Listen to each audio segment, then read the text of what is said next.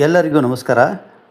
ಇದು ಕಬೀರ ಕಂಡಂತೆ ಚಿಂತನ ಮಾಲಿಕೆಯ 100ನೇ ಸಂಚಿಕೆ.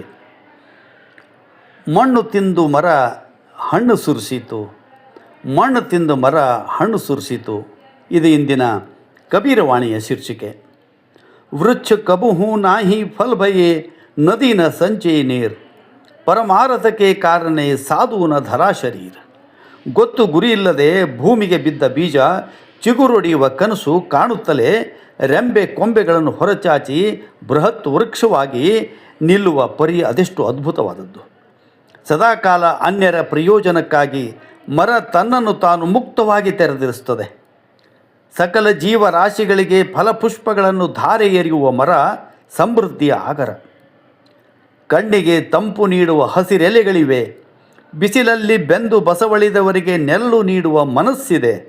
ಮರದ ಮೈತುಂಬ ಪಕ್ಷಿ ಕೀಟಗಳಿಗೆ ಗೂಡು ಕಟ್ಟುವ ಸ್ಥಳವಿದೆ. ಫಲಪುಷ್ಪಗಳನ್ನೇ ಬಿಟ್ಟು ಹೆಮ್ಮೆಯಿಂದ ತೊನೆದಾಡುವ ಮರದ ಸೌಂದರ್ಯದ ಪರಿ ವರ್ಣಿಸಲು ಅಸಾಧ್ಯ. ಇದರ ಹೊರತಾಗಿ ಆಗಸಕ್ಕೆ ಹೆಮ್ಮೆಯಿಂದ ತಲೆ ಎತ್ತಿದ ಮರದ ಪ್ರಾಣವಾಯು ಜೀವಿಗಳಿಗೆ ವರದಾನ. ಅದರ ಕಟ್ಟಿಗೆ ಪೀಠೋಪಕರಣಗಳಿಗೆ ಬಳಸುವ ಜನರು ಅಳಿದುಳಿದ ಭಾಗ ಉರುವಲಕ್ಕೂ ಬಳಸ್ತಾರೆ. ಹೀಗೆ ಎಲ್ಲ ರೀತಿಯಿಂದ ಪರೋಪಕಾರದ ಪರಾಕಾಷ್ಠತೆಯ ಗುಣವನ್ನು ಸಾರಿ ಹೇಳುವ ಮರ ಓರ್ವ ಸಂತನಂತೆ ಭಾಸವಾಗ್ತದೆ. ಈ ಹಿನ್ನೆಲೆಯೊಳಗೆ ಸಂತ ಕಬೀರ್ ಹೇಳ್ತಾರೆ, ಮರವೆಂದಿಗೂ ತಿನ್ನದು ಫಲ, ನದಿ ಕುಡಿಯದು ನೀರ. ಮರವೆಂದಿಗೂ ತಿನ್ನದು ಫಲ, ನದಿ ಕುಡಿಯದು ನೀರ. ಪರೋಪಕಾರದ ಕಾರಣಕ್ಕೆ ಸಜ್ಜನ ಧರಿಸಿಯ ಶರೀರ, ಸಜ್ಜನ ಧರಿಸಿಯ ಶರೀರ. ಮರ ಇದರ ಬೇರೊಂದು ಅರ್ಥವೇ ಪರೋಪಕಾರ. ಅದು ತನ್ನ ಜೀವಿತವನ್ನೆಲ್ಲ ಇತರರ ಶ್ರೇಯೋಭಿವೃದ್ಧಿಗಾಗಿ ವ್ಯಯ ಮಾಡುತ್ತದೆ ಹೊರತು ತನ್ನ ಸ್ವಾರ್ಥಕ್ಕಾಗಿ ಕ್ಷಣ ಮಾತ್ರವೂ ಯೋಚಿಸುವುದಿಲ್ಲ. ಮರ ಎಂದಿಗೂ ತಾನು ಬಿಟ್ಟ ಫಲಗಳನ್ನು ತಾನೇ ತಿನ್ನುವುದಿಲ್ಲ. ಆದರೆ ಮನುಷ್ಯರಾದ ನಾವು ನಾನು ನನ್ನದು ಎಂಬ ಸ್ವಾರ್ಥ ಅಹಂಕಾರದಿಂದ ಬಾಚಿಕೊಳ್ಳುತ್ತಾ ನಡೆದರೆ ಮರ ತನ್ನದೆಲ್ಲವನ್ನೂ ಕೂಡ ಸಮಾಜಕ್ಕೆ ಧಾರೆ ಎರೆಯುತ್ತಾ ಸಾಗ್ತದೆ. ಇದೇ ರೀತಿ ನದಿಯೂ ಸಹ ದಾಹವಾಯಿತು ಎಂದು ತನ್ನ ನೀರನ್ನು ತಾನೇ ಕುಡಿದು ಬರಿದಾಗಿಸೋದಿಲ್ಲ. ಅಲ್ಲದೆ ಅದು ಎಂದೂ ನೀರನ್ನು ಕೂಡಿಟ್ಟುಕೊಳ್ಳುವುದಿಲ್ಲ ಎನ್ನುವ ಕಬೀರರ ಅದ್ಭುತ ಸಂದೇಶ ನಮ್ಮನ್ನು ಎಚ್ಚರಿಸುತ್ತದೆ.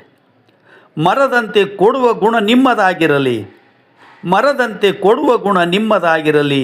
ನಿಮಗಾಗಿ ಕೂಡಿಡದೆ ನದಿಯಂತೆ ಹರಿಯುವ ಹಂಚುವ ಗುಣ ನಿಮ್ಮದಾಗಿರಲಿ ಎಂಬ ಆಶಯ ಅನನ್ಯವಾದದ್ದು. ಮಣ್ಣು ತಿಂದು ಹಣ್ಣು ಕೊಡೋ ಮರ ನೋಡಿ ಕಲ್ತುಕೋ, ಮಣ್ಣು ತಿಂದು ಹಣ್ಣು ಕೊಡೋ ಮರ ನೋಡಿ ಕಲ್ತುಕೋ. ಸಂತನಾಂಗ ನಿಂತುಕೊಂಡ ಮರದ ಕೆಳಗೆ ಕೂತ್ಕೋ. ಸುಖಕ್ಕೆ ಬಾಯಿ ಬಿಟ್ಟರೆ ಜೀವಂದೀತು ಮರ್ಮರ, ಸುಖಕ್ಕೆ ಬಾಯಿ ಬಿಟ್ಟರೆ ಜೀವಂದೀತು ಮರ್ಮರ. ಮರದ ಬದುಕು ನಮ್ಮದಾದ್ರೆ ಆದೇವು ನಾವು ಅಮರ, ಆದೇವು ನಾವು ಅಮರ ಎಂಬಂತೆ ನಮ್ಮ ಬದುಕು ಆ ಮರದ ಹಾಗೆ ಆಗಬೇಕು.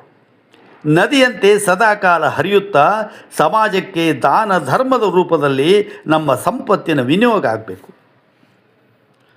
ಮಣ್ಣು ತಿಂದು ಬೀಜ ಹೂ ಹಣ್ಣು ನೀಡುವುದು, ಮಣ್ಣು ತಿಂದು ಬೀಜ ಹೂ ಹಣ್ಣು ನೀಡುವುದು. ಸಣ್ಣ ಝರಿ ನದಿಯಾಗಿ ಬದುಕ ಕಟ್ಟುವುದು. ಹಣತೆ ಚಿಕ್ಕದಾದರೂ ತಮವ ಅಳಿಸುವುದಲ್ಲ, ಹಣತೆ ಚಿಕ್ಕದಾದರೂ ತಮವ ಅಳಿಸುವುದಲ್ಲ. ಸಣ್ಣವರಿಲ್ಲ ಜಗದಲ್ಲಿ ಶ್ರೀ ವೆಂಕಟ, ಸಣ್ಣವರಿಲ್ಲ ಜಗದಲ್ಲಿ ಶ್ರೀ ವೆಂಕಟ.